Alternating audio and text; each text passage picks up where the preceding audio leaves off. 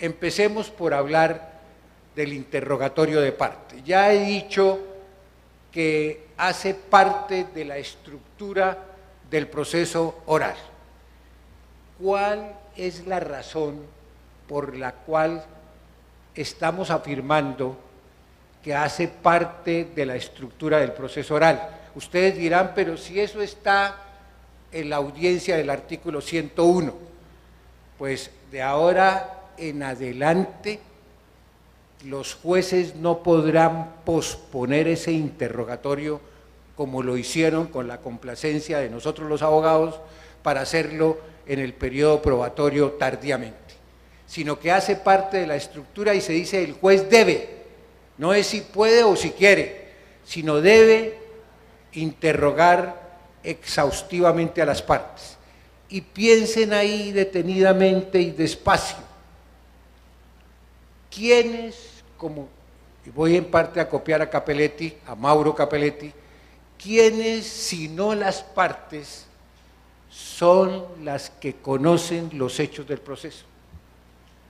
Por eso, casi de la mano del proceso oral, debe existir el interrogatorio que el juez le haga a las partes, porque supuestamente ellas son las que conocen mejor que nadie los hechos del proceso. A pesar de que los seres humanos generalmente se interesan por documentar los actos que celebran, an substantiam actus o an probationem, no todo está ahí porque precisamente el incumplimiento del contrato hace necesario que se nutran esas pruebas documentales con hechos que no están plasmados ahí, y en ese evento recurrir al interrogatorio a las partes, qué fue lo que pasó, es de vital importancia. De tal manera que un primer aspecto para interrogar a las partes es que ellas, mejor que cualquier otras personas, conocen los hechos. En segundo lugar, y traigo también un dato histórico que narra Capelletti, el proceso alemán en una época fue absolutamente escrito.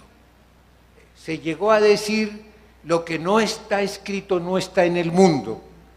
Y sin embargo, frente a la ansiedad de la gente, de los litigantes, por comunicarse con el juez, se consagró una visita al domicilio del juez. Dice, piénsenlo, dramatícenlo si es necesario. La gente quiere que el juez lo oiga.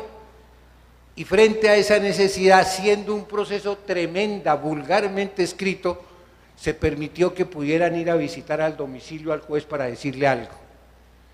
Pues ahora no tendrán frente al proceso nuestro, que es también tremendamente escrito, las partes que tener que buscar intrigas y comprar productos prohibidos que enrarecen el ambiente del proceso, porque el juez tendrá necesariamente que interrogarlos y las partes le podrán hacer las observaciones correspondientes. En tercer lugar, lo que decía en parte el magistrado Balbuena, el interrogatorio de parte, o el interrogatorio que va a hacer el juez mejor, no es solamente buscando la confesión, sino que las partes le cuenten cómo fueron los hechos, y ahí toma cuerpo el testimonio de la parte, porque fíjese que la parte puede rendir testimonio y de ahí podemos sacar dos especies: la confesión, que de todas maneras, esperemos a ver Chirriquitica si se sienta, decíamos que hay un género que es el testimonio de parte, y del testimonio de parte podemos sacar dos especies: la confesión, que en cierta forma es agresiva y que normalmente la hace la parte con el fin precisamente de conseguir la confesión. En cambio, cuando el juez hace el interrogatorio a las partes, normalmente van a salir dos especies, que confiesan determinados hechos y que rinden testimonio de parte con respecto a otros. Y el juez mirará a ver ya dentro del síndrome general del estudio de todas las pruebas, qué valor le da al testimonio de la parte que no implique confesión, pero que del conjunto puede tener relevancia. Eso también es importante. Siempre se ha dicho que hay que humanizar al proceso. Ustedes saben que el poderoso instrumento que el hombre ha construido para administrar justicia es precisamente para humanizar la justicia.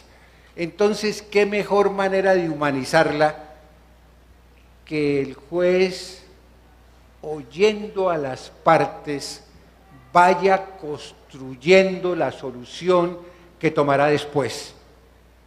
Igualmente, hay una manifestación en la oralidad que nos muestra en el microcosmos del proceso la aplicación de la democracia. Fíjense que el proceso oral supone transparencia y el juez construye con las versiones de las partes y estando ellas presentes las inferencias.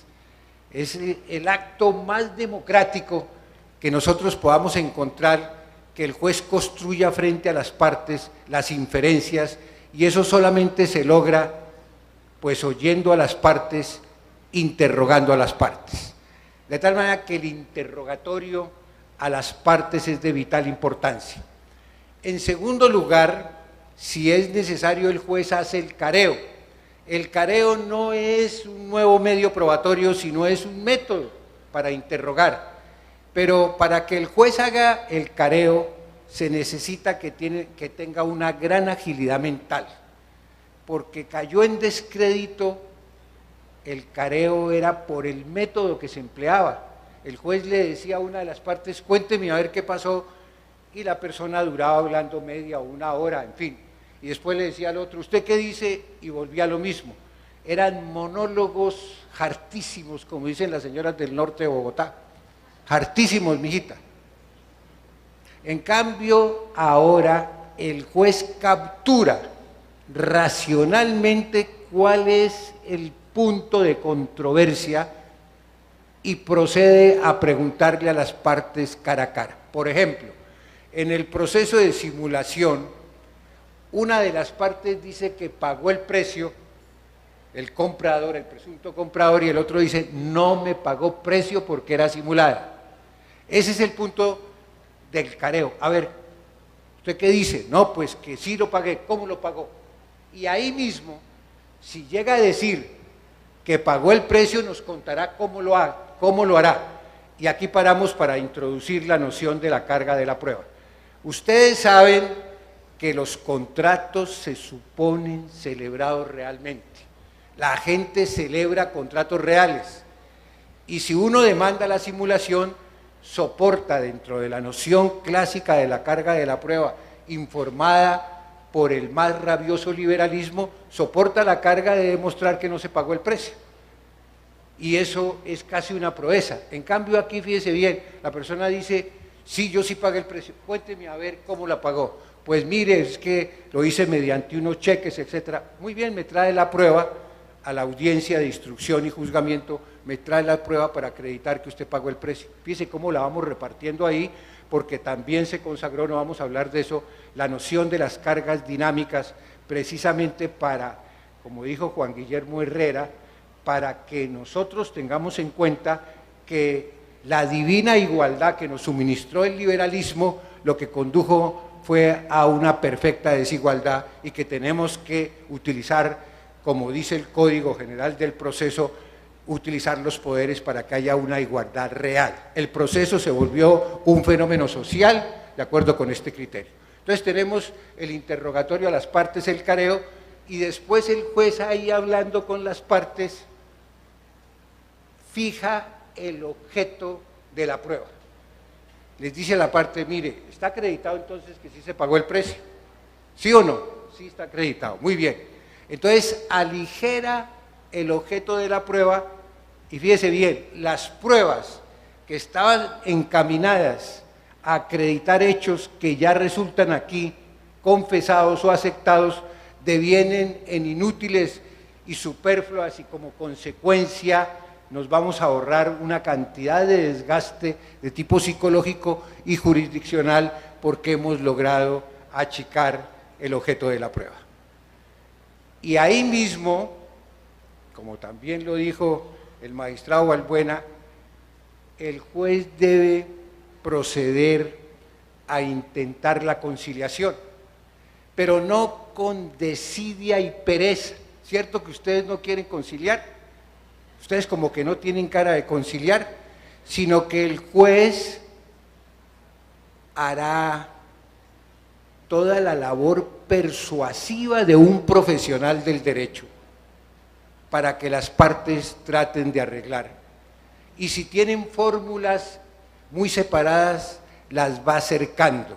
Además, el juez puede tener la intuición que en un momento dado de la práctica de las pruebas es el prudente para intentar la conciliación, porque si las partes con el resultado de las pruebas descubren que o no tienen la razón totalmente, pues estarán en condiciones mucho más propicias de conciliar. Hay ductilidad para que el juez intente, si es el caso, la audiencia inicialmente y después lo haga en las etapas intermedias. Muy bien, y me regreso para lo siguiente. Cuando el juez cita la audiencia de la que estoy hablando, le advierte a las partes que tienen que comparecer personalmente, y les advierte las consecuencias de tipo probatorio y de tipo procesal en caso de que no exista. ¿Y qué puede suceder? Puede suceder, lo mismo también en parte lo dijo el magistrado Balbuena, que las partes no comparezcan, ninguna de las dos. En ese caso no se hará la audiencia y se dará por terminado el proceso. Oiga bien, y la interrupción de la prescripción que se había logrado con la presentación de la demanda resulta ineficaz. Luego sí tiene consecuencias que las partes no vayan a la audiencia, ambas, y no presenten una disculpa, como lo voy a explicar adelante, una disculpa, y como consecuencia quede el proceso abandonado en virtud de que el juez lo da por terminado. En ese evento la prescripción que se había interrumpido con la presentación de la demanda deja de ser eficaz, de tal manera que sí tiene consecuencias. Si no va la parte demandante, nosotros entendemos que las excepciones propuestas por el demandado, que estén sustentadas en hechos confesables, se tienen por demostradas. Si quien no va es el demandado, pues entonces tenemos por acreditados los hechos de la demanda que sean susceptibles de confesión. De tal manera que así tenemos estructurada, digamos, la audiencia inicial, y podemos, como ya les adelanté, dictar sentencia. Si por cualquier razón es necesario practicar pruebas, entonces pasamos a la segunda etapa, que es la audiencia de instrucción y juzgamiento, donde procederemos a practicar las pruebas correspondientes. De tal manera que esa es la estructura del proceso, y creemos nosotros que con esta participación de las partes en la forma que lo hemos dicho, se puede lograr una sentencia rápida, pronta y eficaz.